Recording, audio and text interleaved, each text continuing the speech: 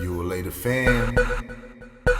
It's your man, Wizzo.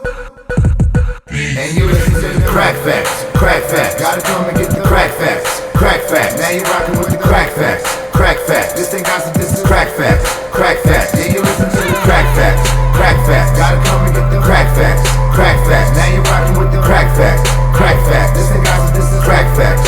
Cracc Facts. Yeah, what's good? It's your man, Wizzo Cracc, back with another episode of Cracc Facts for y'all. Let's get right into it. In this episode, I want to talk about the NBA basketball player Kris Morris. A couple of weeks ago, he was involved in an incident. Well, a video surfaced of him beating up his girlfriend over her phone.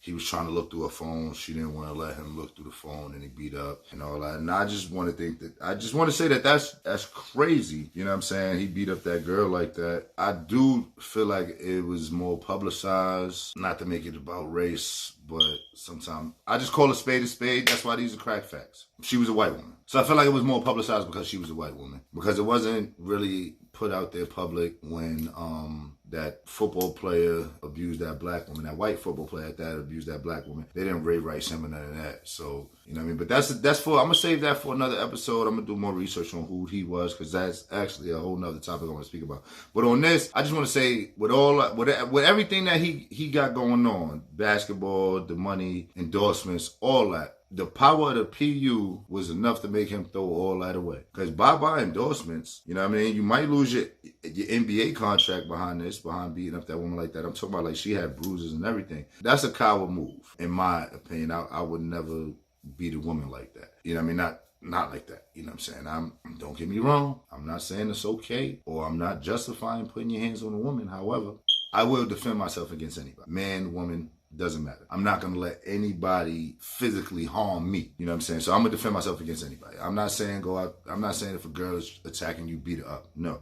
Because you can defend yourself against a woman without having to really, really hurt her. Unless, you know what I mean, she got a gun or something like that. But you can defend yourself against a woman without really, really hurting her. Naturally, men are stronger than women. I stand on that. I know I probably get a lot of Xena warrior princesses and, you know what I'm saying, really strong women that is really buffing.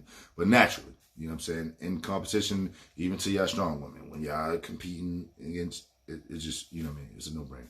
But yeah, I would say that, yeah, so that was a bit crazy. But, you know, with all that, everything that he got going on, you would think he'd be the most confident person in the world. And the reality of it is that he's still insecure. Like, it's still somebody out there that made him insecure enough to want to look through this woman's phone to the point where she said no, and he decided that he was going to physically abuse her. Or, you know what I mean, he beat her. Couldn't have been my sister, I would have clapped him. Simple as that.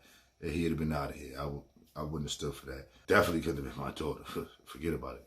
And I just think that that's crazy. I just say that to say this, man. Fellas, man. How could I put this? Fellas, basically it's like this, man. You don't own her. That's the simplest way I could put it, man. You don't own a woman, man. It's 7 billion people out there in the world. Men are outnumbered by women like 5 to 1, 7 to 1. I forget the current number.